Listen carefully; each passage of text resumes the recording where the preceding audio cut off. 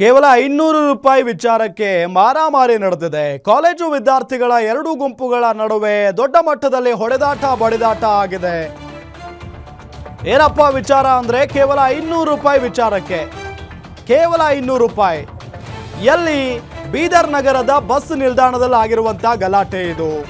ಮಾರಕಾಸ್ತ್ರಗಳನ್ನ ಹಿಡಿದು ಬಡದಾಡ್ಕೊಂಡಿದ್ದಾರೆ ಯುವಕರು. ಬೆಚ್ಚಿ ಬೀಳಿಸುವಂತಿದೆ ಯುವಕರ ಹಲ್ಲೆಯ ದೃಶ್ಯ. ಸಾಲದ ವಿಚಾರಕ್ಕೆ ಯುವಕರ ನಡುವೆ ವಾಗ್ವಾದ ಆಗಿತ್ತು. ಕಾಲೇಜಿನಿಂದ ಬಸ್ ನಿಲ್ದಾಣಕ್ಕೆ ಬರ್ತಾ ಇದ್ದಂತೆ ಅಟ್ಯಾಕ್ ಮಾಡಿದ್ದಾರೆ.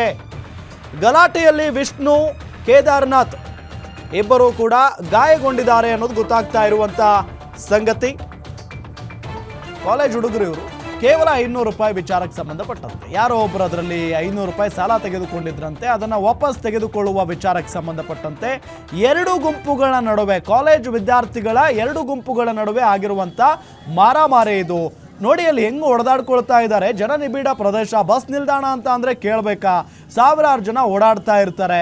ಈ ಸಂದರ್ಭದಲ್ಲಿ ಈ ರೀತಿಯಾಗಿ ರೌಡಿಗಳ ರೀತಿಯಾಗಿ ಹೊಡೆದಾಡ್ಕೊಂಡಿದ್ದಾರೆ ಕಾಲೇಜ್ ವಿದ್ಯಾರ್ಥಿಗಳು ಇವರು.